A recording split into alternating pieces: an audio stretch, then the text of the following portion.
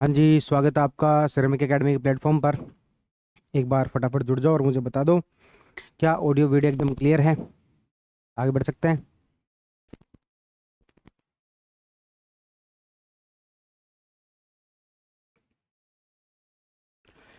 Audio video बता देंगे।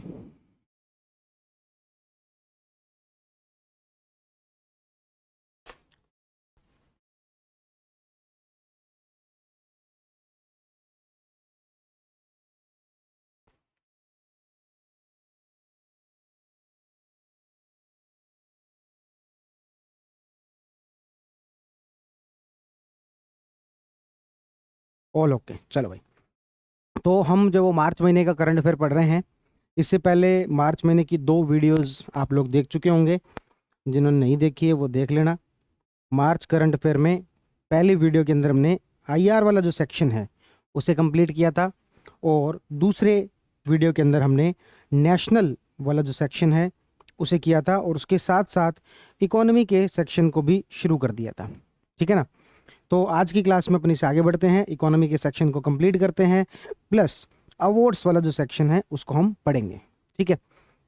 तो चलिए भाई, इकोनॉमी वाले सेक्शन में अभी तक हम क्या क्या पढ़ चुके हैं पहले वो बता दो थोड़ा सा। तो इकोनॉमी वाले सेक्शन के अंदर हम नवरत्न कंपनी के बारे में पढ़ा था कि नवरत्न कंपनियां क्या होती है। तो हमने देखा था तीन प्रकार की कंपनियां होती है, महारत्न, नवरत्न और मिनी रत्न। हाल ही में सरकार के द्वारा दो कंपनियों को नवरत्न का दर्जा दिया गया है। वो कंपनियां कौन सी थी?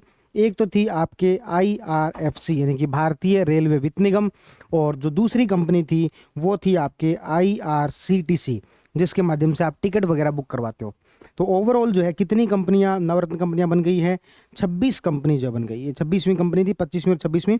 तो 26 कंपनियां नवरत्न कंपनी का दर्जा प्राप्त कर चुकी हैं। इसकी क्या कुछ जो शर्त होती है, तो हमने कहा था कि भाई वो मिनी रत्न कंपनी होनी ही चाहिए। और इसका अगला जो स्टेटस होता है वो होता है महारत्न कंपनी, जिसमें हमने कहा था कि 5,000 करोड़ रुपए का शुद्ध लाभ, और 15,000 करोड़ रुपए की नेटवर्थ, और 25,000 करोड़ रुपए का टर्नओवर, इन तीनों में से कोई एक शर्त पूरी करती हो। ठीक है ना? ये दर्जा दिया किसके द्वारा जाता है?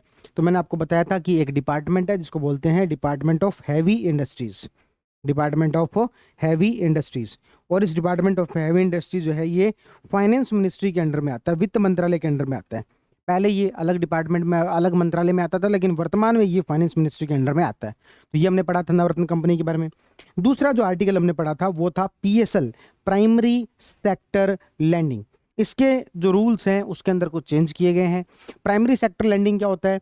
तो बैंक के द्वारा लोन लिया जाता है, बैंक के द्वारा जो टोटल जो पैसा है उसका लोन दिया जाता है लोगों को। अब कहीं जो लोग हैं, सॉरी, कहीं जो बैंक हैं वो पता लगे सिर्फ अमीरों को ही लोन दे रहे हैं, ऐसा ना हो। जो गरीब लोग हैं, जो जिनको आवश्यकता है ज़्यादा, उन लोगों को भी प्रॉपर लोन मिलता रहे, इसके लिए गवर्नमेंट ने बैंकों के ऊपर एक लिमिट लगा रखी है, जिसको हम प्राइमरी सेक्टर लैंडिंग के नाम से जानते हैं। कि आपको अपने टोटल जो लोन अमाउंट जो देने वाली है उसका 40% ये जो वर्ग है इसको देना पड़ेगा। अब इसी में से 40% सामान्य बैंकों पर है, अलग अलग बैंकों के हिसाब से अलग अलग भी है ये जो प्रोविजन है। इसी के अंदर हाल ही में अर्बन जो बैंक जो होते हैं, शहरी सहकारी बैंक, अर्बन कोऑपरेटिव बैंक, उनके ऊपर पीएसएल की लिमिट 75% से कितनी कर दी? 60% कर दी। ये हमने इसके अंदर पढ़ा था, है ना, कि 75% से कितनी कर दी? 60% कर दी। तो ये दो बातें हमने पढ़ी थी। उसके बाद हमने वर्ल्ड हैप्पीनेस इंडेक्स के बारे में पढ़ा था। कौन से इंडेक्स के बारे में? वर्ल्ड हैप्पीनेस इंडेक्स के बारे में, जिसमें हमने देखा था भारत की रैंक कौन सी आई है? तो 118, है ना। भारत की रैंक कौन सी रही है? तो 118। पेन की थोड़ी सी मोटाई बढ़ा दें।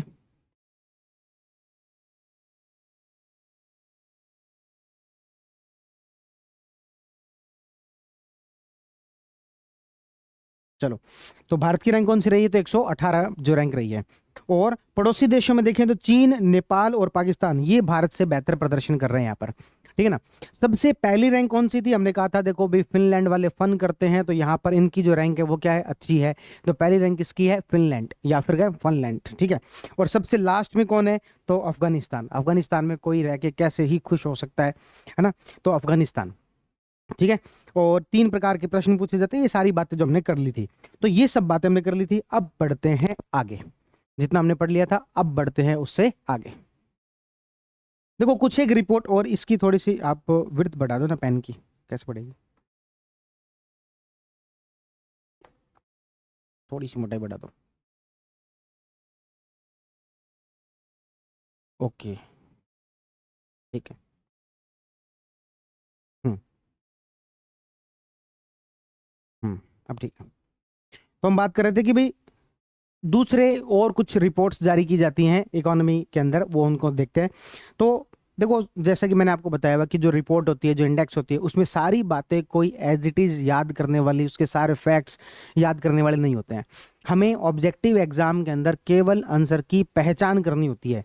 तो यदि इसमें देखें तो भारत में आवास की प्रगति और प्रवृत्ति, हाउसिंग को लेकर किस प्रकार के नए ट्रेंड है, पहले कच्चे घर कितने थे, अभी कितने हैं, है ना। तो उन सारी चीजों को लेकर एक रिपोर्ट निकाली जाती है। किसको लेकर? हाउसिंग को लेकर, आवास को लेकर।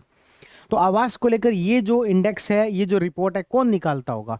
तो जिसके नाम में हाउसिंग आता है, यानी कि नेशनल हाउसिंग बैंक। तो हाउसिंग को लेकर जो रिपोर्ट निकाली गई है वो किसके द्वारा निकाली गई है? नेशनल हाउसिंग बैंक के द्वारा निकाली गई है। तो इसलिए हमें इसको कोई बहुत ज्यादा रटने की आवश्यकता है नहीं। उसके बाद from borrowers to builders, women's role in India financial growth story, भारतीय अर्थव्यवस्था के विकास में महिलाओं की growth story. From borrowers to builders, जो कि पहले घर में पैसे लेके उनका पूरा फाइनेंशियल सिस्टम चलता था, उसकी बजाय अब वो घर के फाइनेंशियल सिस्टम को बनाने वाले बिल्डर्स के रूप में जो बन के उभर के आ रही हैं। तो इसको लेकर एक रिपोर्ट निकाली गई है, किसके द्वारा? नीति आयोग के द्वारा। तो नीति आयोग के द्वारा ये रिपोर्ट निकाली गई, फ्रॉम बोरोवर्स टू बिल्डर्स। और नेशनल हाउसिंग बैंक के द्वारा आवास की स्थिति को लेकर एक रिपोर्ट निकाली गई है। ठीक है, इन दोनों में ये ऐसा कोई बहुत ज्यादा इंपॉर्टेंट है नहीं, याद करने लायक, ये नाम से स्पष्ट है। आगे बढ़ते हैं। नेशनल घरेलू या फिर घरेलू उपभोग व्यय सर्वेक्षण, ये निकाला गया है NSOMOSPI के द्वारा, नेशनल स्टैटिक्स ऑफिस के द्वारा। ये आपको पता है, हम इकोनॉमिक सर्वे का जब पहला चैप्टर पढ़ते हैं तो उसके अंदर भी पढ़ते हैं कि भाई अलग अलग प्रकार के CPI, WPI, अलग अलग प्रकार के इंडेक्स होते हैं। तो उसी प्रकार का एक जो रिपोर्ट है वो किसको लेकर है? घरेलू उपभोग व्यय को लेकर। और ये किसके द्वारा निकाला गया है? NSO के द्वारा निकाला गया है। और ये किसके अंडर में आता है? ये ministry of statics and programme implementation के अंडर में आता है। ठीक है, तो NSO के द्वारा ये निकालेगा घरेलू उपभोग व्यय सर्वेक्षण। ठीक है ना। अगले पर चलते हैं। वित्तीय स्थिरता report, financial stability report. Financial stability report देश में उस ऑर्गेनाइजेशन के द्वारा निकाली जाएगी जो कि फाइनेंशियल स्टेबिलिटी के लिए काम करता है, यानी कि RBI के द्वारा। दुनिया भर की भी एक फाइनेंशियल स्टेबिलिटी रिपोर्ट बनती है, वो एक FSB करके एक संस्था, उसके द्वारा निकाली जाती है। लेकिन यहां पर अपन बात करें वित्तीय स्थिरता रिपोर्ट, RBI के द्वारा निकाली जाएगी। 19वीं वेल्थ रिपोर्ट नाइट फ्रैंक नाम की एक संस्था है, उसके द्वारा निकाली गई है। उसमें बताया गया भारत विश्व के चौथे बड़े धन केंद्र के रूप में उभर रहा है, USA, चाइना और जापान के बाद। 19वीं वेल्थ रिपोर्ट। अगली रिपोर्ट पे चलते हैं, वो है वार्षिक मोबाइल ब्रॉडबैंड। तो मोबाइल में के नाम पर आप सबसे पहले किसे जानते हैं? नोकिया को, कनेक्टिंग इंडिया, है ना। ठीक है, वो जो दो हाथ से यूं मिलते हुए आते थे, तो इस तरीके की नोकिया। तो वार्षिक मोबाइल ब्रॉडबैंड सूचकांक। तो एक तरीके से मैं बात करूं तो हमने यहाँ पर 6 रिपोर्ट के बारे में पढ़ा है। हमने यहाँ पर 6 रिपोर्ट के बारे में पढ़ा है, और जो ये 6 की 6 रिपोर्ट है, ऐसा कोई मुश्किल नहीं है, आप इनको इजीली याद कर सकते हो। एक बार मुझे आप रिवाइज करवा दो, वो कौन कौन सी रिपोर्ट पढ़ी। एक तो हमने कहा नेशनल हाउसिंग बैंक वाली, है ना। आवास की स्थिति को लेकर कोई रिपोर्ट है तो वो कौन निकालेगा? यही निकालेगा। दूसरी जो रिपोर्ट है वित्तीय स्थिरता रिपोर्ट, कौन निकालेगा? RBI निकालेगा। फाइनेंशियल ग्रोथ वाली महिलाओं की फ्रॉम बोरोवर्स टू बिल्डर, ये कौन निकालेगा? तो ये नीति आयोग के द्वारा निकाली जाएगी। जो ब्रॉडबैंड वाली थी, मोबाइल वाली, कनेक्टिविटी वाली, तो वो कौन निकालेगा? तो वो नोकिया के द्वारा निकाली जाएगी। ठीक है ना। और एक पैसों वाली थी वेल्थ रिपोर्ट, वो किसके द्वारा निकाली गई है? तो वो नाइट फ्रैंक के द्वारा निकाली गई है। तो इस तरीके से एक ऐसी संस्थाओं के द्वारा निकाली गई है जिसको कि अपन इजीली प्रेडिक्ट कर सकते हैं। मेरे हिसाब से ये 6 रिपोर्ट किसने निकाली है, ये याद रखना आपके लिए जरा सा भी मुश्किल नहीं होगा। अब बढ़ते हैं आगे। कुछ महत्वपूर्ण तथ्यों के बारे में। ये महत्वपूर्ण तथ्य एक एक लाइन के ही है, पर इनको थोड़ा सा समझ लेना जो ज्यादा समझदारी वाली बात होगी, है ना। तो एक एक करके हम इनको पढ़ेंगे।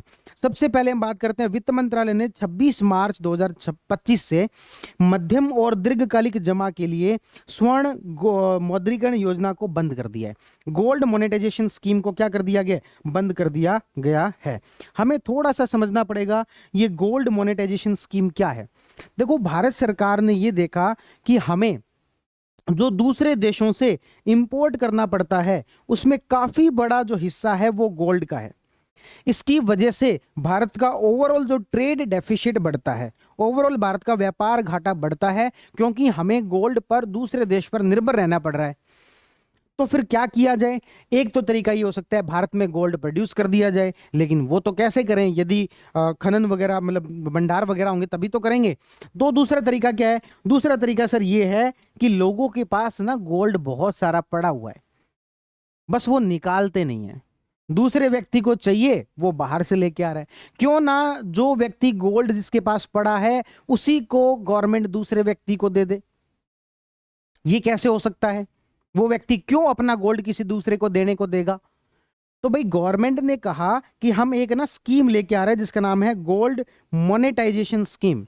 इसका मतलब है आपके घर में गोल्ड पड़ा हुआ है, 1 तोला, मान लो कि 10 ग्राम गोल्ड आपके घर में पड़ा हुआ है, या 10 ग्राम से कम 100 ग्राम मान लो गोल्ड आपके घर में पड़ा हुआ है। वो पड़ा पड़ा तो क्या कर रहा है, तो कोई व्यक्ति कहेगा कैसे पड़ा पड़ा दाम बढ़ रहे हैं उसके। अरे बिल्कुल भाई, दाम तो बढ़ रहे हैं, उसके अलावा आपको क्या फायदा हो रहा है, उसके अलावा तो कोई फायदा नहीं हो रहा। तो एक काम करो ना, आप हमें गोल्ड दे दो 100 ग्राम, मान लेते हैं ये 8 लाख रुपए का है, तो हम ये 8 लाख रुपए आपकी इस गोल्ड की होगी एक तरीके से कीमत। अब इसका हम आपको निश्चित ब्याज देते रहेंगे। क्या देते रहेंगे, ब्याज देते रहेंगे। कौन देगा ये ब्याज, तो ये गवर्नमेंट के द्वारा दिया जाएगा बैंक के थ्रू। तो ब्याज, केवल ब्याज से क्या होगा, इसकी कीमत तो वैसे ही बढ़ रही थी। अरे तो भाई आपका गोल्ड कोई हम खरीद नहीं रहे हैं, आप तो केवल हमें एक बार के लिए दे दो ये गोल्ड, ताकि हम इसको रीयूज रीशेप करके किसी दूसरे काम में ले लें। जब भी आपको गोल्ड चाहिए, एक फिक्स टाइम के बाद में जब भी आपको गोल्ड चाहिए, आप 100 ग्राम गोल्ड हमसे वापस ले लेना। आपकी जो कीमत बढ़नी थी वो तो बढ़ेगी ही बढ़ेगी, एक्स्ट्रा क्या मिलेगा, एक्स्ट्रा आपको ब्याज मिलेगा। इस तरीके की एक योजना लेके आए जिसको गोल्ड मोनेटाइजेशन स्कीम के नाम से जानते हैं। बात क्लियर है। अब ये बात, मुद्दा ये तो हो गया बैकग्राउंड। अब बात यह है कि हाल ही में गोल्ड मोनेटाइजेशन स्कीम को सरकार के द्वारा बंद कर दिया गया है। हालांकि ये गोल्ड मोनेटाइजेशन स्कीम जो है 3 प्रकार के मोनेटाइजेशन के लिए बैंक को दिया जाता था, एक कम समय के लिए, एक मीडियम टर्म के लिए, और एक जो वो लॉन्ग टर्म के लिए। ठीक है ना। तो गवर्नमेंट ने यहां पर मीडियम और लॉन्ग टर्म वाला जो था उसे पूरे तरीके से क्या किया है, बंद किया है। तो हम ये कह सकते हैं कि gold monetisation scheme finance ministry के द्वारा बंद कर दी गई है, ऑल्दो मीडियम और लॉन्ग टर्म वाले को ही अभी किया गया है। मैं उम्मीद करता हूं ये बात आप अच्छे तरीके से समझ गए होंगे। ठीक है ना। तो पहला पॉइंट हमने समझा। अब चलते दूसरे पॉइंट की तरफ। दूसरा पॉइंट है LIC, न्यू इंडिया इंश्योरेंस और GIC को वर्ष 2024-25 के लिए domestic systematically important insurance DSSI का दर्जा मिला है। ये क्या होता है, थोड़ा सा देखो, चीजों को समझना पड़ेगा तभी कहानी पिक्चर क्लियर होगी। एक शब्द है जिसको मैं बोलता हूं DSII। ये जो शब्द है ये पहले शुरुआत होती है इससे, SII से। SII का मतलब हो गया systematically important institute insurance company. Systematically important यानी कि ऐसी कुछ इंश्योरेंस कंपनी यदि वो खत्म हो जाए, यदि वो किसी तरीके से बर्बाद हो जाए, तो पूरा सिस्टम ही पूरा का पूरा जो बर्बाद होने की चांसेस हैं। एग्जाम्पल के तौर पर मैं कहूं कि भारत के बैंक में से ऐसे कौन से बैंक है जो आपको लगता है कि ये बर्बाद हो गया तो भाई साहब बैंकिंग सिस्टम एक तरीके से बर्बाद हो जाएगा। उसमें से SBI एक बड़ा नाम आता है ना, ICICI जो है वो एक बड़ा नाम आता है। तो उसी तरीके से इंश्योरेंस कंपनीज के अंदर ऐसी इंश्योरेंस कंपनी वो यदि बर्बाद हो जाए तो उसके लिए पूरा सिस्टम ही एक तरीके से, इंश्योरेंस का सिस्टम ही शायद क्रैश हो जाएगा। तो इसके लिए हमने कुछ शब्द यूज किए गए, उसको हमने शब्द यूज किया SII। इसी प्रकार का एक सिस्टम वर्ड यूज करते हैं बैंकों के लिए, जिसको हम बोलते हैं SIB, यानी कि सिस्टमेटिकली इंपॉर्टेंट बैंक्स।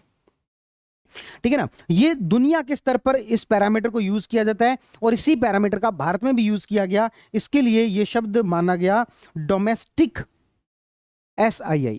घरेलू स्तर पर ऐसी कौन कौन सी इंश्योरेंस कंपनी है जो कि भारत के लिए क्या है, बहुत ज्यादा इंपॉर्टेंट है।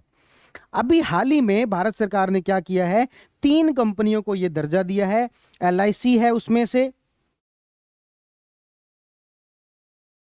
न्यू इंडिया इंश्योरेंस है और GIC री है। कौन कौन सी है, LIC है, न्यू इंडिया इंश्योरेंस है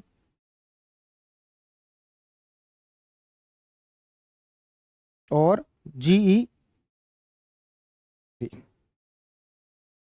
तो ये 3 कंपनियां हैं जिनको दर्जा दिया गया किस चीज का, DSII। मैं उम्मीद करता हूं ये बात जो आप समझ गए होंगे। इसी तरीके से भारत में 3 बैंकों को DSIB का दर्जा प्राप्त है। उसमें से एक SBI है, एक ICICI है, एक बैंक और है, वो आप जो मुझे बताएंगे कौन सा है। यदि आप सुन रहे हैं, यदि आप जाग रहे हैं तो मुझे आप बताएंगे, ठीक है ना। तो हमने दूसरे शब्द पर चर्चा की, वो क्या था, LIC, न्यू इंडिया इंश्योरेंस और GIC री को वर्ष 2024-25 के लिए डोमेस्टिक सिस्टमेटिकली इंपॉर्टेंट इंश्योरेंस का दर्जा मिला है। पहले मुझे बताओ, क्या यहां तक की बात क्लियर है, क्या कहानी समझ में आई कि नहीं आई। अब हम बढ़ते हैं आगे।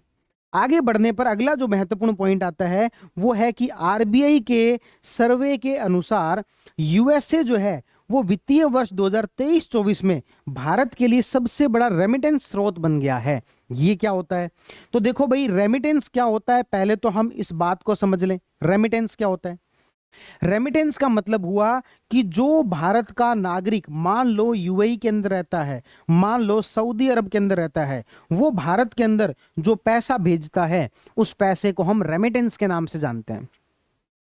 अब से पहले रेमिटेंस के तौर पर भारत के लिए सबसे बड़ा जो मार्केट होता था, सबसे बड़ा जो क्षेत्र होता था, वो था आपके मिडिल ईस्ट। वो कौन सा था, मिडिल ईस्ट, UAE, सऊदी अरब, ये सबसे बड़ा मार्केट था।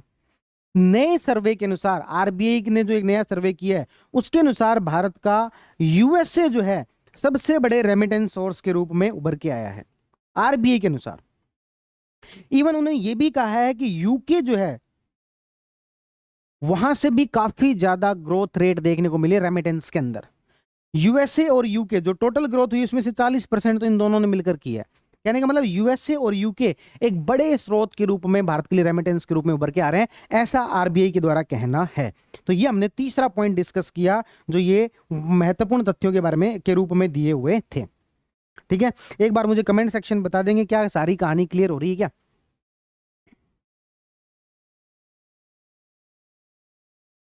अरे सो रहे हो क्या रे?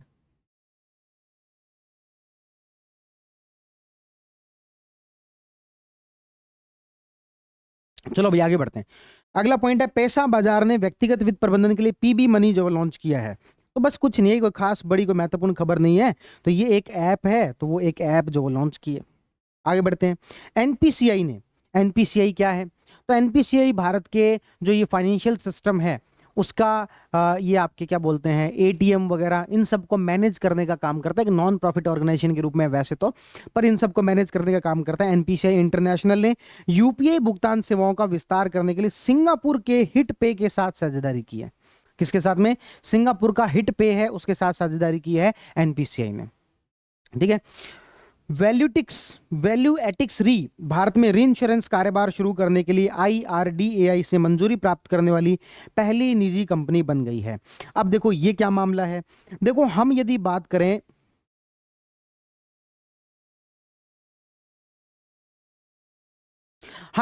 करें, कि भारत के अंदर जो इंश्योरेंस है, बैंकिंग है, री इंश्योरेंस है, इसका मतलब क्या होता है, री इंश्योरेंस का मतलब क्या होता है, री इंश्योरेंस का मतलब इंश्योरेंस करने वाली कंपनी का इंश्योरेंस।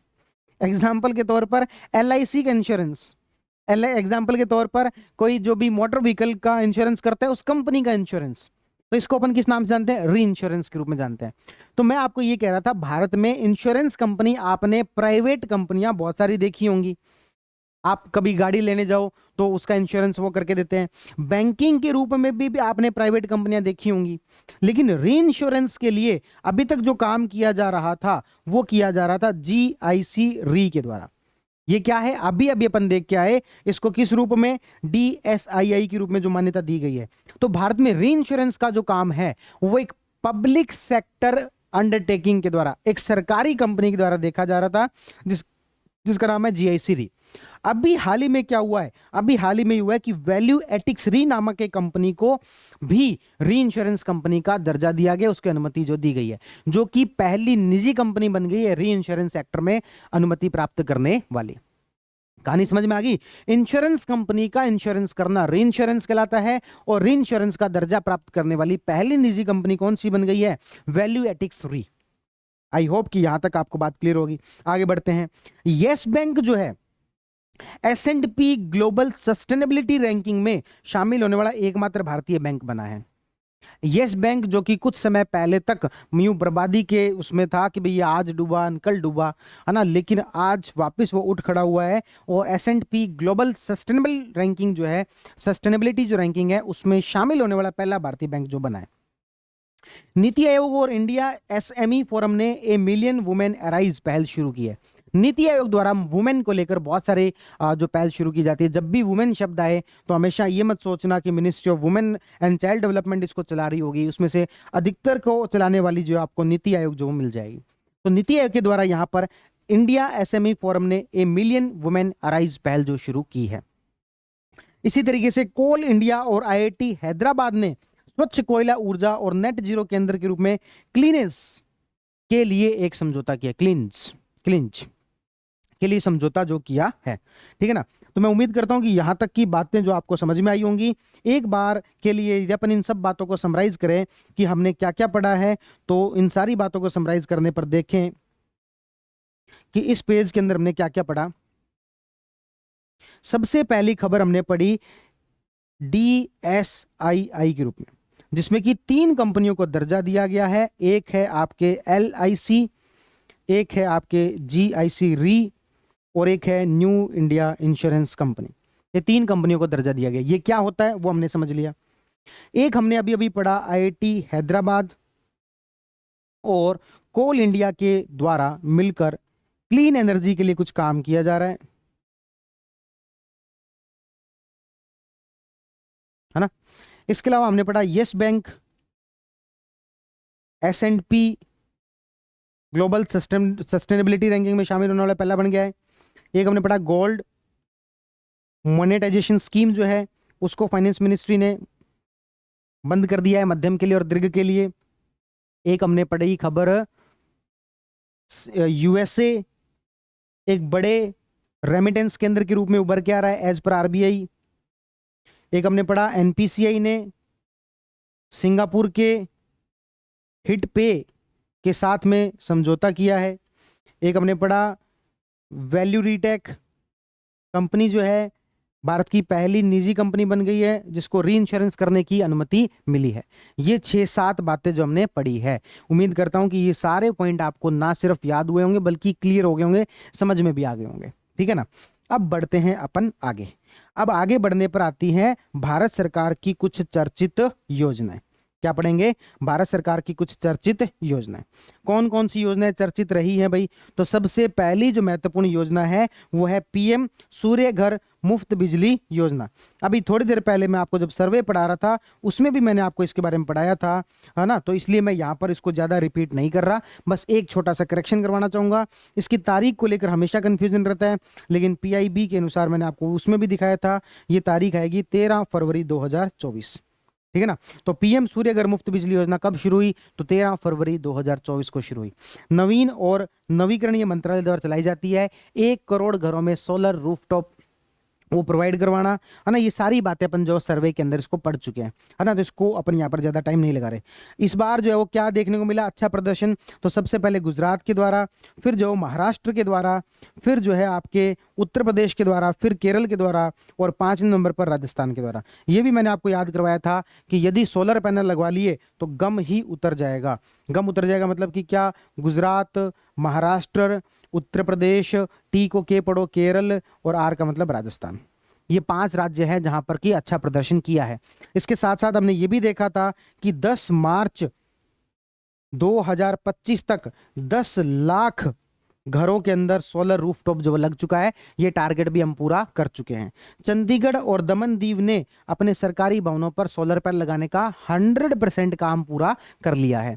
तो आप इस योजना के बेसिक्स के बारे में तो जानते थे। करंट अफेयर में ये 3 फैक्ट जो हमने इंपॉर्टेंट फैक्ट जो 3 फैक्ट पढ़े, कौन कौन से 3 इंपॉर्टेंट फैक्ट पढ़े? पहली बात हमने पढ़ा कि 10 मार्च तक 10 लाख का टारगेट पूरा कर लिया है। दूसरी बात, चंडीगढ़ और दमन दीव ने जो है वो आपके सोलर पैनल जो वो 100% कर दिए हैं रूफ टॉप पर। और एक हमने यहां पर पढ़ा अच्छे राज्य, गुजरात, महाराष्ट्र, यूपी, केरल और राजस्थान। ठीक है, चलो भाई अब बढ़ते हैं अगली योजना पर। अगली जो योजना है उसका नाम है पीएम युवा योजना। क्या नाम है? पीएम युवा योजना। आजकल जो सरकार है वो योजनाओं के नाम इस तरीके से रखती है कि उसके नाम को भी डिकोड कर लो तो आपको कहानी समझ में आ जाएगी। तो युवा का यहां पर मतलब क्या है? युवा का यहां पर मतलब है यंग, अपकमिंग और versatile author. Versatile author, author का मतलब क्या हुआ? लेखक। तो ऐसे लेखकों के लिए ये योजना शुरू की गई है जो आने वाले समय के अंदर एक डाइवर्सिफाई कंटेंट जो वो लिख सकते हैं। तो जब बात लेखकों की चल रही है तो ये योजना किसके द्वारा शुरू की गई होगी? एक तो हमें लग सकता है कि ministry of art and culture वाली जो कला संस्कृति मंत्रालय उसने शुरू की होगी, हो सकती है, या फिर हो सकता है शिक्षा मंत्रालय ने। तो ये शुरू किसने की है? शिक्षा मंत्रालय ने। शिक्षा मंत्रालय के उच्च शिक्षा विभाग ने इसको शुरुआत की वर्ष 2021 में, और वर्ष 2025 में अभी जो शुरू हुआ है वो इसका 3rd एडिशन है, इसलिए किस नाम से जाना जा रहा है? 3.0। तो पीएम युवा, युवाई का मतलब यंग, यू का मतलब अपकमिंग, वी का मतलब वर्सेटाइल, ए का मतलब ऑथर। किसके द्वारा? शिक्षा मंत्रालय के द्वारा वर्ष 2021 में शुरू हुई। इसका क्रियान्वयन नेशनल बुक ट्रस्ट के द्वारा किया जा रहा है। एनबीटी, नेशनल बुक ट्रस्ट के द्वारा जो किया जा रहा है। इसका उद्देश्य क्या है? युवा और नवोदित लेखकों को प्रशिक्षित करना। युवा किसे माना जाएगा? अलग अलग फील्ड के अंदर युवा अलग अलग व्यक्ति को, अलग अलग एज को माना जाता है। पॉलिटिक्स के अंदर युवा 50 साल वाला भी है, और क्रिकेट के अंदर या फिर खेलों के अंदर जो है युवा 30 साल से बाद वाला भी बूढ़ा माना जाता है। तो यहां पर युवा की उम्र क्या है? 30 वर्ष से कम। कुल 50 लेखकों का चयन किया जाएगा। 22 भारतीय भाषाओं और अंग्रेजी के रूप से ये राष्ट्रीय शिक्षा नीति के अनुरूप है। इनको बढ़ावा देने का प्रयास जो किया जाएगा। तो ओवरऑल मैं आपसे पूछूं कि पीएम युवा 3.0 योजना क्या है? मन ही मन बच्चों की तरह जैसे याद करते हैं। वाई का मतलब है यंग, यू का मतलब है अपकमिंग, वी का मतलब वर्सेटाइल, ए का मतलब है ऑथर। शुरुआत किसने की है? शिक्षा मंत्रालय ने। इंप्लीमेंट कौन कर रहा है? नेशनल बुक ट्रस्ट कर रहा है। युवा की एज क्या है? 30 वर्ष से कम होनी चाहिए। शुरुआत कब हुई थी? वर्ष 2021 में। ये कौन सा एडिशन है? 3rd एडिशन है, इसलिए 3.0 के नाम से जाना जा रहा है।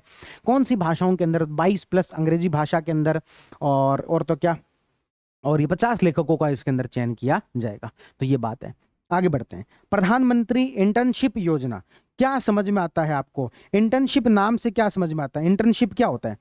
इंटर्नशिप होता है कि आप किसी कंपनी के अंदर कुछ समय के लिए काम करते हो, कुछ चीजें सीखते हो, और उसके आधार पर आपको जो कुछ पैसे मिलते हैं उसको अपन इंटर्नशिप के नाम से जानते हैं। यानी कि किसी कंपनी में हम जब ज्वाइन करते हैं, हम जब किसी कंपनी में कुछ चीजें ज्वाइन करते हैं तो उस समय में जो चीज सीखते हैं वो एक प्रकार से इंटर्नशिप के रूप में जानी जाती है। तो ये जो योजना है वर्ष 2024 के अंदर शुरू की गई थी। कॉर्पोरेट मंत्रालय मामलों का जो मंत्रालय, ministry of corporate affairs, ministry of corporate affairs के द्वारा से शुरू किया गया था। 5 वर्षों में भारत की शीर्ष 500 कंपनियों में 1 करोड़ युवाओं को प्रशिक्षित करना, यह काम इसके अंदर किया जाएगा। आयु सीमा 21 से 24 वर्ष। यहां पर युवा की उम्र क्या है? 21 से 24 वर्ष। प्रधानमंत्री इंटर्नशिप योजना, 1 करोड़ युवाओं को प्रशिक्षित करना अगले 5 वर्षों में भारत की शीर्ष 500 कंपनियों के अंदर। बहुत बड़ा नंबर है, 1 करोड़ युवाओं को जो प्रशिक्षण प्रदान करना। ठीक है, उसके बाद आगे चलते हैं। पीएम श्रम योगी मानधन योजना, ये क्या होती है? देखो भाई, अलग अलग प्रकार की योजनाएं होती हैं, उसमें से एक है जिसको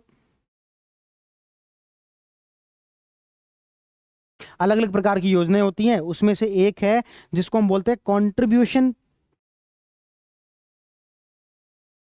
पेंशन स्कीम के रूप में जानते हैं। कंट्रीब्यूशन पेंशन स्कीम का मतलब क्या हुआ? देखो, भारत में अलग अलग प्रकार के जो वर्ग हैं उनको अलग अलग तरीकों से पेंशन मिल जाती है। फॉर एग्जाम्पल, मैं कहूँ कि कोई सरकारी कर्मचारी है, उसको पेंशन मिल जाती है। कोई प्राइवेट सेक्टर के अंदर काम करने वाला व्यक्ति है, उसके वो पीएफ वगैरह कटता है, वो इकट्ठा हो जाता है, उससे पेंशन मिल जाती है। इवन जो वो वृद्ध जो लोग हैं, महिला जो हैं, उनको अलग अलग प्रकार से पेंशन मिल जाती है, ठीक है ना।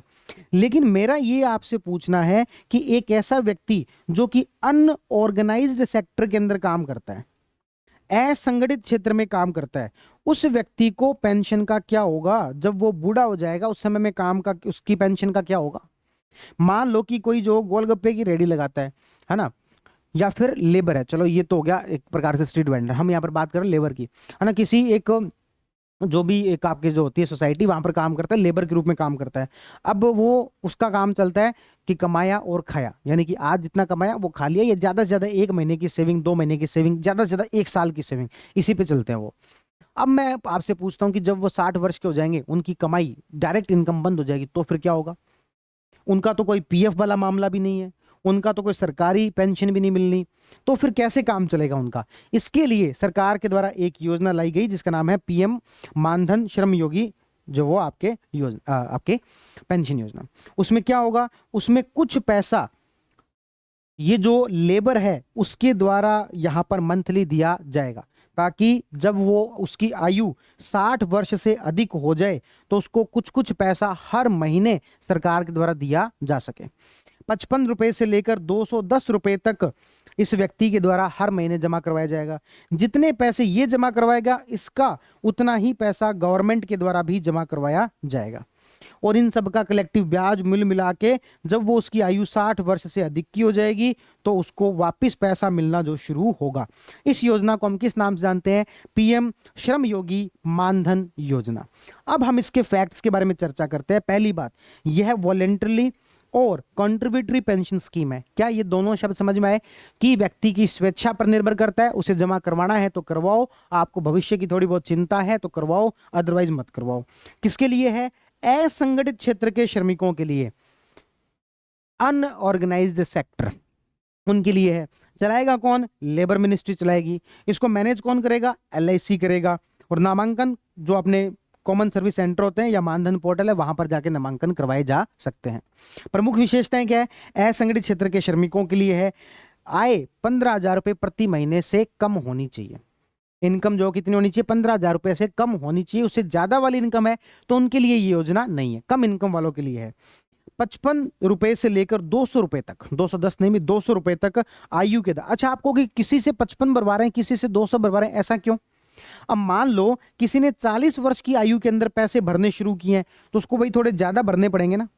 कोई 18 वर्ष से ही भरना शुरू कर दे रहा है तो उसको थोड़े कम भरने पड़ेंगे। तो इस तरीके से अलग अलग कौन सी आयु में आप एंट्री कर रहे हो उसके आधार पर अलग अलग पैसे जो ये भरवाए जाएंगे। 55 रुपए से लेकर 200 रुपए उससे प्रति महीने भरवाए जाएंगे और सरकार द्वारा भी इतना ही योगदान किया जाएगा। और जब आयु उसकी 60 वर्ष के बाद उसको 3,000 रुपए फिक्स मिलेंगे प्रति माह। फिक्स कितने मिलेंगे? प्रति माह। आप कहोगे ऐसा कैसे? कोई 200 रुपए भर रहा था उसको भी आप 3,000 रुपए दोगे महीने के? हाँ। कोई 55 रुपए भर रहा था उसको भी आप 3,000 रुपए दोगे? बिल्कुल हाँ। क्यों? ऐसा क्यों? अरे तो भाई जो 55 वाला था वो जल्दी भी तो शुरू किया था, और जो लेट है, जो 2,000 रुपए 200 रुपए दे रहा है, वो लेट भी तो शुरू किया था। ओवरऑल इनके द्वारा जो पैसा दिया गया वो लगभग बराबर ही है। इसलिए इनको जो कितना रुपए मिलेगा? 3,000 रुपए मिलेगा। और बाय चांस कोई कहे कि नहीं मैं तो कोई इन्वेस्टमेंट वगैरह नहीं करूंगा, और क्योंकि 60 वर्ष का किसको भरोसा है, बीच में मृत्यु हो जाए तो फिर क्या? तो फिर ये है कि जो पेंशन धारक है उसकी मृत्यु होने पर पति और पत्नी को 50% पेंशन की राशि देय होगी। तो इस तरीके से अभी तक हम इन योजनाओं के लिए बात करें तो 4 योजनाओं के बारे में चर्चा कर चुके हैं। वो 4 योजनाएं कौन कौन सी है? सबसे पहले हमने पढ़ी पीएम सूर्य घर योजना, जिसके बारे में सारे फैक्ट पढ़ चुके थे। लेटेस्ट अपडेट जो है केवल उसके बारे में चर्चा कर लेता हूं। लेटेस्ट अपडेट में 3 बातें हमने पढ़ी। दमन दीव चंडीगढ़ 100% वाली बात पढ़ी, कौन से 5 स्टेट जो है गम उतर जाएगा वो वाली बात की, और 10 मार्च तक 10 लाख वाली बात की। दूसरी जो हमने योजना पढ़ी वो थी पीएम युवा 3.0 जिसमें था यंग अपकमिंग वर्सेटाइल ऑथर, जिसमें कि 50 का चयन किया जाएगा, 30 वर्ष तक की आयु होनी चाहिए, है ना। शिक्षा मंत्रालय द्वारा चलाया जा रहा है, एनबीटी इसका इम्प्लीमेंटिंग एजेंसी है। थर्ड हमने यू पढ़ा प्रधानमंत्री इंटर्नशिप योजना, जिसका उद्देश्य 21 वर्ष से 24 वर्ष तक के 1 करोड़ युवाओं को ट्रेनिंग दिलवाना है भारत की शीर्ष 500 कंपनियों के अंदर अगले 5 वर्षों के अंदर। और चौथी जो योजना हमने पढ़ी, पीएम श्रम योगी मानधन योजना, 55 रुपए से लेकर 200 रुपए तक पे करने पड़ेंगे, 3,000 रुपए मिलेंगे, अनऑर्गेनाइज सेक्टर में काम करने वाले क्रम उसके लिए लेबर के लिए होगा। ये सारी बातें जो अपन ने पढ़ी, उम्मीद करता हूं यहां तक की बातें आपको याद रही होंगी। आगे बढ़ते हैं, दो छोटी छोटी योजनाएं और हैं। एक है राष्ट्रीय गोकुल मिशन। गोकुल से आपको समझ में आता है गाय की बात चल रही है। गोकुल से बात किसकी चल रही है सर? गाय की चल रही है। तो क्या करना है, तो भारत में जो देसी नस्ल की जो गायें हैं उनको कंजर्व करना, उनको ज्यादा से ज्यादा बढ़ावा देना, उसके लिए ये शुरू की योजना है। भारत में देशी गोवंशीय नस्लों के विकास और संरक्षण के लिए प्रमुख योजना है। दिसंबर 2014 में शुरू की गई थी, अभी इन दिनों में चर्चा में थी, बस इतना इंपॉर्टेंट है। बालपन की कविता पहल, शिक्षा मंत्रालय के द्वारा सभी भारतीय भाषाओं और अंग्रेजी में छोटे बच्चों के लिए भारतीय कविताओं और गीतों को पुनर्स्थापित और प्रोत्साहित करना। भारतीय गीतों को, जैसे कि मैं कहूं कि आज के समय में अपने स्कूलों के अंदर, अपन ने स्कूलों के अंदर कौन से गीत पढ़े, आता ना कि रेन रेन गो अवे, ऐसा कुछ गीत गाते बच्चे, छोटे छोटे कविताएं सीखते हैं, रेन रेन गो अवे। अरे भाई, रेन रेन गो अवे ये ब्रिटेन की कविता हो सकती है सर, क्योंकि ब्रिटेन में बारिश बहुत ज्यादा होती है, तो बच्चे ये कविता कर सकते हैं कि rain rain go away. Bharat का बच्चा कह रहा है रेन रेन गो अवे, जिसकी एग्रीकल्चर रेन पर चलती है, बारिश पर चलती है, और भारत के बच्चों की कविता कैसी हो सकती है? ओपन योर माउथ, हा हा हा हा। ठीक है, तो भारत के बच्चों की जो कविताएं हैं वो अलग प्रकार की होनी चाहिए, जो कि भारत के मुद्दों को एड्रेस करे, कम से कम भारत के आसपास के एनवायरनमेंट के अकॉर्डिंग हो। इसलिए ये पहल चलाई गई जिसका नाम है बालपन की कविता पहल, शिक्षा मंत्रालय द्वारा सभी भारतीय भाषाओं और अंग्रेजी में छोटे बच्चों के लिए भारतीय कविता और गीतों को पुनर्स्थापित और प्रोत्साहित करना। बात क्लियर है यहाँ तक की? चलो भाई, तो हमने 6 योजनाएं पढ़ी, आगे बढ़ते हैं, कुछ पोर्टल और कुछ एप्स की बात करते हैं। सबसे पहला आता है सहयोग पोर्टल, गृह मंत्रालय के द्वारा चलाया गया। सहयोग पोर्टल गृह मंत्रालय के द्वारा चलाया गया, देश में साइबर अपराधों की रोकथाम, पहचान और इन सब के लिए एक ढांचा विकसित करने के लिए। कौन सा पोर्टल? सहयोग पोर्टल। किसके द्वारा? गृह मंत्रालय। किस चीज के लिए? साइबर क्राइम की रोकथाम के लिए। ठीक है। दूसरा है ई बिक्रे। ई बिक्रे याद रखना, बिक्रे, ये तो बिक्रे हैं। बिक्रे मतलब कि जिस कंपनी की लिक्विडिटी हो रही है, बिक रही है, उसके बारे में सारी इंफॉर्मेशन एक जगह पर रहे, उसके लिए वित्तीय सेवा विभाग के द्वारा चलाया गया एक प्लेटफॉर्म है। पीएसयू बैंकों द्वारा वसूली कार्रवाई के तहत संपत्तियों का निपटान करने के लिए एक डिजिटल नीलामी प्लेटफॉर्म है। डिजिटल नीलामी प्लेटफॉर्म है, वित्तीय सेवा विभाग के द्वारा शुरू किया गया, ई बिक्रे जिसका नाम है, पीएसयू बैंकों द्वारा वसूली कार्रवाई के लिए। ठीक है।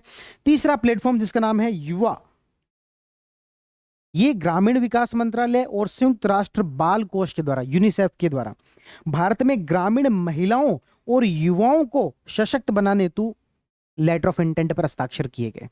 इसको भी आप डिकोड करोगे, वाई का मतलब है यंग और डब्ल्यू का यहां पर मतलब है वुमेन, महिला। युवा जब इसका नाम दिया जा रहा है तो महिलाओं को और युवाओं को सशक्त बनाने के लिए किसके साथ में? यूनिसेफ के साथ में। किसका? भारत के ग्रामीण विकास मंत्रालय का, मिनिस्ट्री ऑफ रूरल डेवलपमेंट का एक समझौता हुआ है, जिसको किस नाम से जाना गया है? युवा नाम से। और लास्ट पोर्टल की बात करते हैं, Swachh Bharat mission waste to wealth PMS portal. ठीक है ना। तो आप जानते ही हो कि जो कचरा है, इसके लिए एक शब्द यूज किया जाता है मोदी जी द्वारा, कचरे से कंचन। कचरे से कंचन क्या मतलब हुआ? कचरे से कंचन का, कचरे से कंचन का मतलब हुआ कि भाई जो कचरा है, जो वेस्ट है, उसको एनर्जी में कन्वर्ट करके हम इससे पैसा भी कमा सकते हैं। तो वेस्ट टू एनर्जी, तो बस यही इस प्रकार का एक पोर्टल है, Swachh Bharat mission waste to wealth project monitoring system. यह पोर्टल स्वच्छ भारत मिशन के तहत अपशिष्ट प्रबंधन वगैरह में काम जो करता है। तो इस तरीके से हम देखें, इकोनॉमी की जितनी भी न्यूज थी वो सारी खबरें जो अपन पढ़ चुके हैं। एक बार फटाफट यदि अपन रिकॉल करें हमने क्या क्या पढ़ा इकोनॉमी के अंदर? तो सबसे पहले हमने इकोनॉमी के अंदर एक खबर पढ़ी थी आपके नवरत्न कंपनियों की। सारी कहानियां आप जानते होंगे, 2 कंपनियों को हाल ही में दर्जा दिया गया है। फिर हमने पढ़ी थी प्राइमरी सेक्टर लैंडिंग में चेंज किया गया है, 60% अर्बन कोऑपरेटिव जो है उनके ऊपर 60% का कर दिया गया है, और कुछ आवासीय वगैरह को भी प्राइमरी सेक्टर लैंडिंग में लेके आए हैं। वर्ल्ड हैप्पीनेस इंडेक्स पढ़ी, जिसमें भारत की रैंक 118 है, पहली रैंक पर फिनलैंड है, आपके पाकिस्तान, चाइना ये सब हमसे क्या है, आगे हैं। उसके बाद हमने जो है कुछ एक वो और 6 छोटे छोटे रिपोर्ट और थी। आवास वाली तो हाउसिंग बैंक चला देगी, वित्तीय स्थिरता रिपोर्ट तो आरबीआई चला देगी, इस प्रकार की छोटी छोटी रिपोर्ट्स पढ़ी। फिर हमने छोटे छोटे 6-7 फैक्ट पढ़े। डीएसआईआई किसे हमने घोषित किया है, तो 3 कंपनियों को हमने डीएसआईआई घोषित किया, एलआईसी, न्यू इंडिया री इंश्योरेंस और जी, ठीक है ना। एक इससे हमने देखा कौन सी ऐसी कंपनी है जो कि पहली बार री इंश्योरेंस के अंदर प्राइवेट सेक्टर के तौर पर आई है। तो ये सारी बातें अपन जो पढ़ के आए। फिर हमने कुछ योजनाएं पढ़ी। योजनाओं के अंदर मेजरली 6 योजनाएं में याद आती है। प्रधानमंत्री सूर्य घर मुफ्त बिजली योजना पढ़ी, हमने पीएम युवा 3.0 के बारे में पढ़ा, हमने जो है पीएम प्रधानमंत्री इंटर्नशिप योजना के बारे में पढ़ा, हमने जो है मान श्रम धन मान योगी योजना के बारे में पढ़ा, हमने जो है गोकुल मिशन के बारे में पढ़ा, हमने एक नई पढ़ी वो है बालपन की कविता, ठीक है। फिर उसके बाद में हम कुछ पोर्टल पढ़े। पोर्टल के अंदर एक हमने सहयोग पोर्टल पढ़ा जो कि होम मिनिस्ट्री के द्वारा चलाया गया है, जो कि साइबर क्राइम को रोकने के लिए है। एक हमने युवा नाम से कुछ पढ़ा, तो ये जो है वो यूनिसेफ और रूरल मिनिस्ट्री के द्वारा शुरू किया गया सहयोग है, जिसके अंदर युवाओं को और महिलाओं को प्रोत्साहित किया जाएगा। इसके अलावा हमने एक पढ़ा आपके ई बिक्रे क्या था, तो ये एक ऐसा प्लेटफॉर्म था जहां पर कि जो डिजिटल नीलामी है वो की जा सकेगी, वित्तीय सेवा विभाग के द्वारा शुरू किया गया। तो इस प्रकार की चीज हमने पढ़ी और इकोनॉमी वाला सेगमेंट अपन ने किया खत्म। अब बढ़ते हैं आगे, ठीक है। अब हम पढ़ेंगे अवार्ड वाले सेगमेंट के बारे में, ठीक है। कौन सा सेगमेंट पढ़ेंगे? अवार्ड।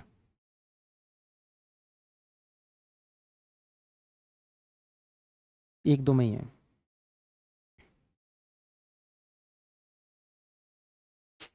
चलिए भाई, तो अब हम पढ़ेंगे पुरस्कार और सम्मान के बारे में। सबसे पहले हम बात करें आईफा अवार्ड की, तो आपको पता होगा जयपुर के अंदर कार्यक्रम हुआ 8-9 मार्च, जयपुर में आईफा अवार्ड, जिसको कि हमने देखा कि जयपुर में पहली बार आईफा अवार्ड का कार्यक्रम हुआ, इवन पूरे भारत में ही दूसरी बार हुआ। ये पहले मुंबई में हुआ था, इस बार जयपुर में हुआ। ये इसका 25वां संस्करण था। इससे पहला वाला सऊदी अरब आपके ये यूएई दुबई के अंदर हुआ था, और इस बार जो कहाँ पर हुआ, आपके जयपुर में। जयपुर में आईफा पहली बार हुआ, इवन पूरे भारत में दूसरी बार हुआ, इससे पहले मुंबई में हुआ था बस। थीम इसकी थी silver is the new gold. सर्वश्रेष्ठ फिल्म जो है लापता लेडीज, लापता लेडीज को खूब सारे अवार्ड मिले, जो कि किरण राव की मूवी है लापता लेडीज, उनके द्वारा डायरेक्शन, मतलब डायरेक्टर किरण राव है। तो सर्वश्रेष्ठ फिल्म कौन सी? लापता लेडीज। सर्वश्रेष्ठ डायरेक्टर कौन? वही किरण राव। कौन सी मूवी के लिए? लापता लेडीज के लिए। अभिनेत्री कौन? नितांशी गोयल। कौन सी मूवी के लिए? वही लापता लेडीज के लिए। अभिनेता कौन? तो कार्तिक आर्यन, भूल भुलैया 3 के लिए। तो इस तरीके से हमें इस 4-5 अवार्ड याद रखने हैं। आईफा अवार्ड की बात चल रही है, जो कि जयपुर के अंदर हुए, जो कि 8-9 मार्च में हुए, जो कि 25वां संस्करण था, भारत में होने वाला दूसरा शहर था। थीम इसकी silver is the new gold थी।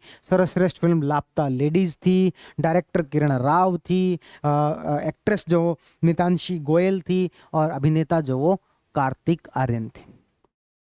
आगे बढ़ते हैं। 97वें ऑस्कर अवार्ड कहाँ पर होते हैं? ये लॉस एंजलिस यूएसए के अंदर होते हैं। इसमें अनोरा जो मूवी है उसने सब तरीके से धमाल मचाया। सर्वश्रेष्ठ फिल्म का अवार्ड अनोरा को, सर्वश्रेष्ठ डायरेक्टर का अवार्ड सीन बेकर को, जिनके द्वारा अनोरा फिल्म जो निर्देशित की गई है। सर्वश्रेष्ठ अभिनेत्री का अवार्ड माइकी मेडिसिन को, जो कि अनोरा फिल्म की एक्ट्रेस है। और इस तरीके से अनोरा मूवी ने 5 ऑस्कर अवार्ड जो जीते, ठीक है ना। क्या क्या? तो अनोरा मूवी ने 5 ऑस्कर अवार्ड जीते। ऐसे अनोरा, ऐसे ऑस्कर, ऐसे अनोरा और ऐसे ऑस्कर। इसके अलावा ऑस्कर का इस बार सीन देखने वाला था, यानी कि डायरेक्टर कौन है? सीन। कैसा सीन था भाई साहब? बिल्कुल मैड ही हो गए थे मेडिसिन स्क्वायर के अंदर।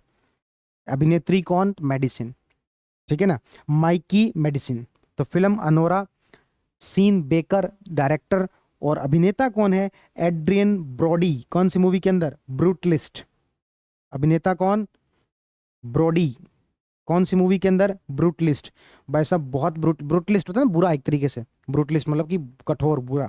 भाई साहब जिसकी बॉडी खतरनाक होगी वो बुरा, मतलब बुरा मतलब कि कठोर होगा, एक तरीके से ब्रूटलिस्ट होगा। तो याद रखना ऑस्कर मूवी के अवार्ड्स के बारे में। और अभी तक अपन ने दो अवार्ड पढ़े, आईफा अवार्ड और ऑस्कर अवार्ड, और मुझे पक्का पता है आपको ये याद हो गए होंगे। एक बार मैं आपको फटाफट इसको रिकॉल करवा दूं, रिवाइज करवा दूं। सबसे पहले हमने देखा आईफा अवार्ड 25वां संस्करण जयपुर के अंदर हुआ। लापता लेडीज जो है उसको अवार्ड मिले। डायरेक्टर का अवार्ड किरण राव को, अभिनेत्री का अवार्ड नितांशी गोयल को, मूवी का अवार्ड लापता लेडीज को, और एक अवार्ड आपके मिला कार्तिक आर्यन को भूल भुलैया के लिए बेस्ट एक्टर का अवार्ड। ठीक है। फिर हमने पढ़े ऑस्कर अवार्ड ऐसे ए यानी कि अनोरा मूवी को मिला। सीन देखने वाला था सीन बेकर। कैसा सीन था? लोग भाई साहब पागल ही हो गए थे मेडिसिन को देखकर। अभिनेत्री और ब्रूटलिस्ट, बॉडी खतरनाक है एक्टर की, तो भाई साहब तो ब्रूटलिस्ट मूवी के लिए ब्रोडी को मिला। बात क्लियर है तक की, याद भी हो गए होंगे। आगे बढ़ते हैं और हम बात करते हैं ज्ञानपीठ पुरस्कारों की। किसकी बात करेंगे? ज्ञानपीठ पुरस्कार की। ज्ञानपीठ पुरस्कार भारतीय साहित्य में दिया जाने वाला एक बहुत महत्वपूर्ण पुरस्कार है, जो कि 23 भाषाओं के अंदर दिया जाता है। 23 कौन सी होंगी? 23 मतलब कि 22 भाषाएं तो आपके जो कि 8 शेड्यूल के अंदर है, और इसके अलावा एक है इसमें इंग्लिश। तो आपसे पूछा जाए ज्ञानपीठ पुरस्कार कितनी भाषाओं में दिया जाता है, तो आंसर है जी 23। और साहित्य अकेडमी अवार्ड होता है एक, साहित्य अकेडमी अवार्ड जो वो 24 भाषाओं में दिया जाता है। 22 प्लस 2, दो कौन सी? अंग्रेजी तो उसमें भी होती है, राजस्थानी और होती है बस। अंग्रेजी के साथ और कौन सी होती है? राजस्थानी। तो साहित्य अकेडमी अवार्ड कितनी भाषा में दिया जाता है? 24 में। और आपके ये जो है आपके कौन सा ज्ञानपीठ पुरस्कार, ये कितने में दिया जाता है? ये 23 के अंदर। इस बार इसका ये 59वां संस्करण था। हिंदी भाषा के लिए अवार्ड दिया गया विनोद कुमार शुक्ल को, जो कि छत्तीसगढ़ के पहले व्यक्ति हैं। विनोद कुमार शुक्ल जो कि छत्तीसगढ़ के पहले व्यक्ति हैं, जिनको 11 लाख रुपए, वाग्देवी की प्रतिमा और प्रशस्ति पत्र ये सब मिला। ये भारत का सबसे बड़ा साहित्यिक सम्मान है। 1965 में भारतीय ज्ञान ट्रस्ट के द्वारा इसको शुरू किया गया। 22 भाषाओं में प्लस अंग्रेजी से, अंग्रेजी वाला 2013 से जोड़ा गया। तो क्या क्या बातें हमें इसमें याद रखनी है? देखो भाई, इसमें याद रखने वाली बात है 1965 से इसकी शुरुआत होती है, 2013 में इसमें इंग्लिश भी जोड़ दी गई। इस तरीके से 23 भाषाओं में मिलता है। लेकिन सामान्यतः यहाँ पर राजस्थान में जो प्रश्न पूछे जाते हैं वो है लेटेस्ट। तो किसको मिला है? विनोद कुमार शुक्ल को। किसे मिला है? विनोद कुमार शुक्ल को मिला है, जो कि छत्तीसगढ़ के पहले व्यक्ति हैं। कौन सी भाषा में साहित्य के लिए मिला है? तो हिंदी भाषा में साहित्य के लिए मिला है। कौन सी भाषा में साहित्य के लिए मिला है? हिंदी भाषा में साहित्य के लिए मिला है। 11 लाख रुपए मिलते हैं, वो सारी बातें। कौन सा संस्करण था इस बार? ये 59वां, 59 ज्ञानपीठ पुरस्कार। ठीक है, आगे बढ़ सकते हैं।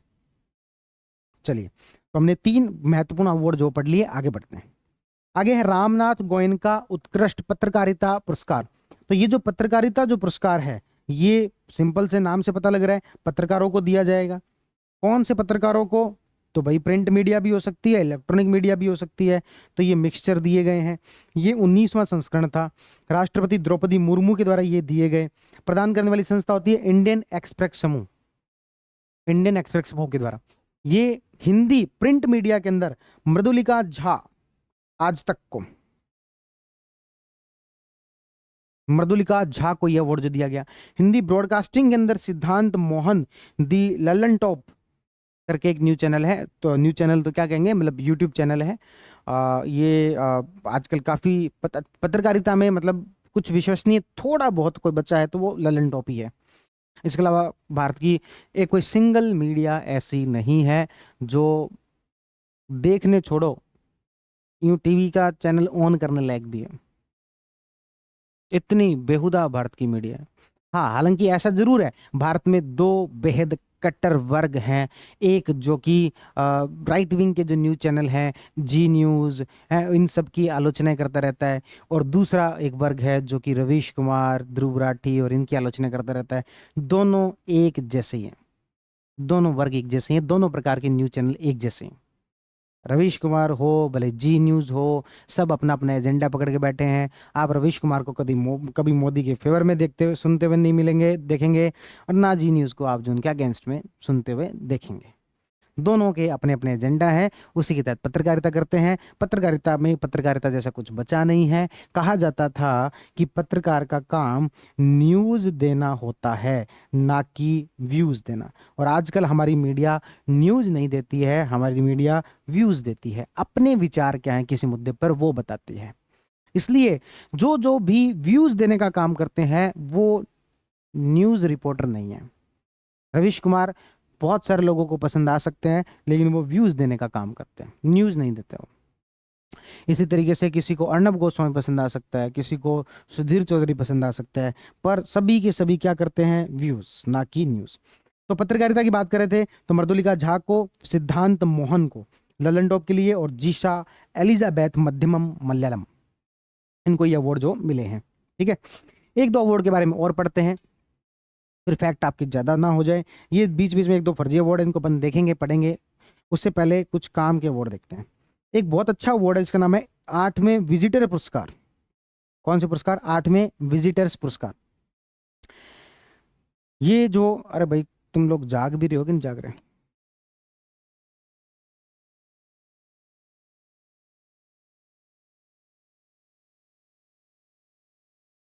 कोई हाँ हूँ कर दो भाई, जो लोग जुड़े हुए हैं।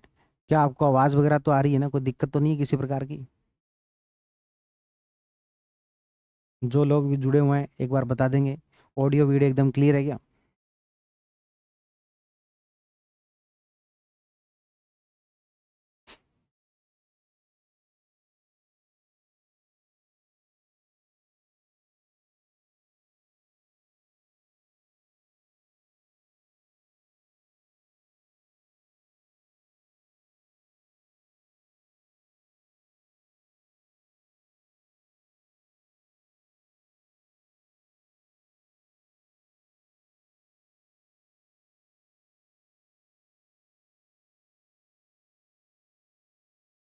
चलो तो भाई आज की क्लास में अपन इतना ही पढ़ लेते हैं, बाकी पढ़ लेंगे अगली क्लास।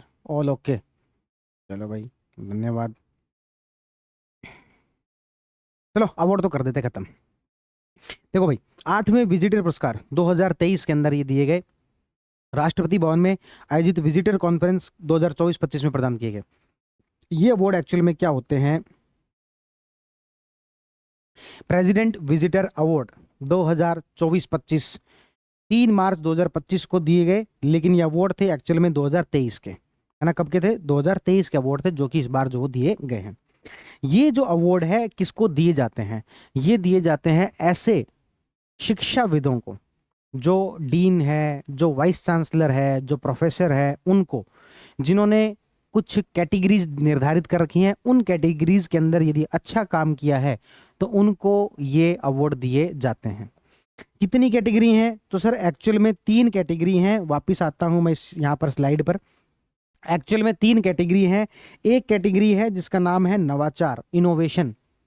ऐसे कुछ वाइस चांसलर, ऐसे कुछ डीन, ऐसे कुछ प्रोफेसर जिन्होंने कुछ नया इनोवेटिव किया है, उसको ये अवार्ड दिया जाता है। एक कैटेगरी है टेक्नोलॉजिकल डेवलपमेंट, और जो तीसरी कैटेगरी है वो है रिसर्च। ये दोनों रिसर्च के अंदर ही हैं। 3 कैटेगरी है। तो पहली कैटेगरी है इनोवेशन की, वो मिला है सरीपेल्ला श्रीकृष्ण को। सरीपेल्ला श्रीकृष्ण को। तो ध्यान रखना, अपने यहाँ पर ज्यादातर नई जो टेक्नोलॉजी है वो साउथ वाले ही लेके आते हैं। टेक्नोलॉजिकल डेवलपमेंट या फिर इनोवेशन ज्यादातर कौन करते हैं? साउथ वाले। तो ये किसको मिला है? सरीपेल्ला श्रीकृष्ण को।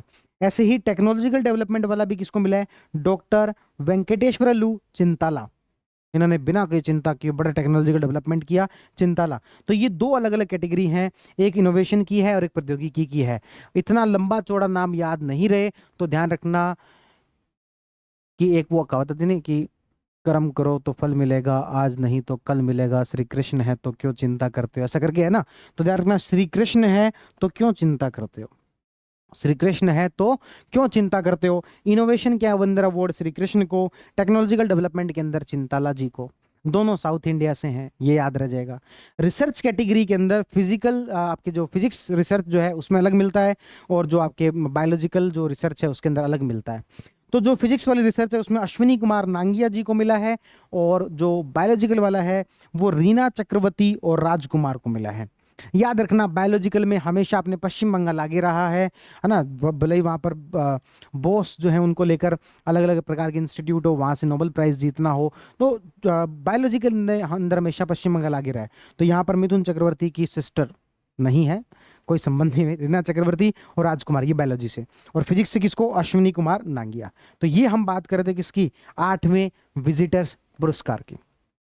किसकी बात कर रहे थे, 8वें विजिटर्स पुरस्कार की। नवाचार के लिए श्री कृष्ण, टेक्नोलॉजिकल डेवलपमेंट के लिए चिंताला, जैविक विज्ञान चक्रवर्ती और राजकुमार, भौतिक विज्ञान तो मिथुन चक्रवर्ती राजकुमार, 2 एक्टर याद रख लो बस। अब रीना है वो बाद में याद आ जाएंगे, रीना है भले मिथुन है वो बाद में याद आ जाएंगे। अन्य पुरस्कारों की बात करें, जय शाह को फिला 2025 के आइकन ऑफ एक्सीलेंस अवार्ड से सम्मानित किया गया। यह है फोर्ब्स इंडिया लीडरशिप अवार्ड।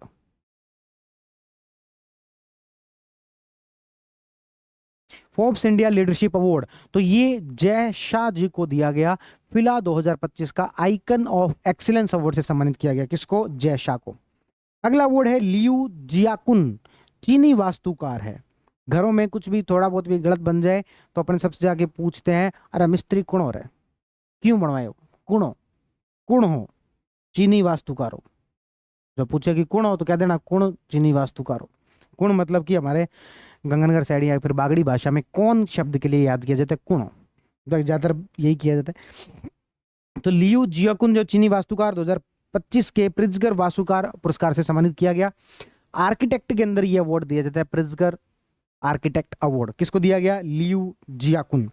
अगला अवार्ड देखते हैं, मिसेज यूनिवर्स 2025 पटाया थाईलैंड के अंदर, एंजिला स्वामी बीकानेर, एंजिला स्वामी बीकानेर की है, एंजिला स्वामी, उनको यह अवार्ड मिला। जय श्री वेंकटेशन, जय श्री वेंकटेशन को वेटलैंड वाइज यूज के लिए रामसर पुरस्कार जीतने वाली पहली भारतीय महिला पर्यावरणविद बनी है। स्टार मार्क कर लो भाई, बहुत ज्यादा इंपॉर्टेंट हो जाता है। जय Shri Venkatesan, wetland wise use, ये क्या है, देखो रामसर अवार्ड जो है 1996 से दिए जा रहे हैं। कोप 6 के माध्यम से इनकी शुरुआत हुई थी। ये 3 अलग अलग कैटेगरी के अंदर दिए जाते हैं। एक है वेटलैंड का अच्छे तरीके से सस्टेनेबल यूज जिसने किया है उसको दिया जाना, संधारणीय उपयोग करने में काम किया हो। दूसरा है वेटलैंड कंजर्वेशन के लिए, संरक्षण के लिए। और तीसरा है अंतर्राष्ट्रीय सहयोग को बढ़ावा देने में काम किया हो।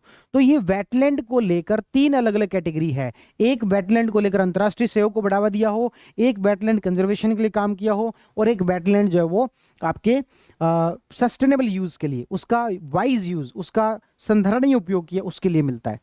तो अपने वाले जो जय श्री वेंकटेशन जो है उनको जो अवार्ड मिला है, ये किस में मिला है, वेटलैंड वाइज यूज कैटेगरी के अंदर मिला है। रामसर पुरस्कार प्राप्त करने वाली पहली भारतीय पर्यावरणविद बन गई हैं। चेन्नई की ये महिला है जो कि जय श्री वेंकटेशन जिनका नाम है, जय श्री वेंकटेशन, याद रखिएगा। आगे बढ़ते हैं, छोटे छोटे खूब सारे अवार्ड हैं। दलाई लामा शांति और स्थिरता के लिए गोल्ड मर्करी अवार्ड 2025। शांति से आपको वैसे भी दलाई लामा शब्द याद आ ही जाएगा, तो शांति के लिए दलाई लामा को अवार्ड मिला, गोल्ड मर्करी अवार्ड। आरबीआई को यूनाइटेड किंगडम के डिजिटल ट्रांसफॉर्मेशन अवार्ड 2025 से सम्मानित किया गया। यूके का है डिजिटल ट्रांसफॉर्मेशन अवार्ड। डिजिटल है यानी कि ऑनलाइन पैसे वैसों की बात चल रही है, कौन करता है अपने यहाँ पर, आरबीआई करता है। गायत्री चक्रवर्ती नॉर्वे के होलबर्ग पुरस्कार 2025 से सम्मानित किया गया। गायत्री चक्रवर्ती, वो रीना चक्रवर्ती थी या गायत्री चक्रवर्ती है, नॉर्वे के होलबर्ग पुरस्कार से सम्मानित किया गया। गुंटर ब्लोचल स्टॉकहोम वाटर पुरस्कार से जो सम्मानित किया गया है। तो ये ध्यान रखना, गटर में क्या बेहतर रहता है, पानी। गटर में क्या बेहतर रहता है, पानी। तो स्टॉकहोम वाटर पुरस्कार किसको मिला है, गटर, याद रख लो आप तो, ठीक है ना। गुंटर की बजाय क्या याद रख लो, गटर। तो स्टॉकहोम वाटर पुरस्कार, गटर में क्या बेहतर रहता है, पानी। तो अब आप ये नहीं भूलोगे, तो वाटर पुरस्कार याद आ जाएगा कि गटर करके कुछ था। आर के श्री राम कुमार वायलिन वादक हैं, संगीत कलानिधि पुरस्कार से सम्मानित किया जाएगा। आर के श्री कुमार है ना, वायलिन वादक हैं, संगीत कलानिधि पुरस्कार से। पायल कपाड़िया की फिल्म है All We Imagine as Light ने एशियन फिल्म अवार्ड 2025 में सर्वश्रेष्ठ फिल्म का पुरस्कार जीता है। किसने, पायल कपाड़िया की फिल्म है All We Imagine as Light, उन्होंने एशियन फिल्म अवार्ड 2025 में सर्वश्रेष्ठ फिल्म का पुरस्कार जीता है। ठीक है ना। तो ये अलग अलग हमने देखे कि भी कौन कौन से पुरस्कार किसने जीते हैं, और ये 2-3 बीच में छोड़े, इसको आप पढ़ लेना। 2 देख ही लेते हैं फटाफट, ये आप कहोगे छोड़ दिया। राष्ट्रीय मानवाधिकार आयोग द्वारा कुछ मूवीज बनाई गई, शॉर्ट मूवीज बनवाई गई, और उन शॉर्ट मूवीज को अवार्ड दिया गया। तो पहला जो मूवी है वो दूध गंगा घाटी की मरती हुई जीवन रेखा, जम्मू कश्मीर के व्यक्ति हैं अब्दुल राशिद भट्ट, उनके द्वारा 2 लाख रुपए मिले। और fight for right Kadapu Raju Andhra Pradesh के हैं, इनको 1.5 लाख रुपए मिले। ये NHRC national human right commission के द्वारा अवार्ड दिए गए। 7वें हॉकी इंडिया पुरस्कार major Dhyanchand lifetime award Ajit Pal Singh को। बलबीर सिंह प्लेयर, बलबीर सिंह बहुत अच्छे जो है प्लेयर थे, जो मेजर ध्यानचंद को रुतबा प्राप्त है वैसा ही बलबीर सिंह जी को भी होना चाहिए, जिन्होंने कि 3 भारत के ओलंपिक खेलों में गोल्ड जीतने वाली टीम के अंदर ही शामिल थे। पुरुष वर्ग के अंदर हरमनप्रीत सिंह को, और महिला वर्ग के अंदर सविता पूनिया को ये अवार्ड जो मिला, सविता पूनिया जो कि गोलकीपर हैं, उनको ये अवार्ड जो मिला। ठीक है ना। तो चलिए भाई, तो ये सारी बातें अपन ने की। अवार्ड वाला सेक्शन खत्म हो गया, इकोनॉमी वाला सेक्शन खत्म हो गया, नेशनल खत्म हो गया, एनवायरमेंट वाला सेक्शन खत्म हो गया, और आईआर वाला सेक्शन खत्म हो गया। अब अपने क्या क्या सेक्शन बचते हैं मार्च करंट अफेयर के अंदर? तो मार्च करंट अफेयर में अपने बचता है एक तो राजस्थान, एक बचता है अपने साइंस एंड टेक,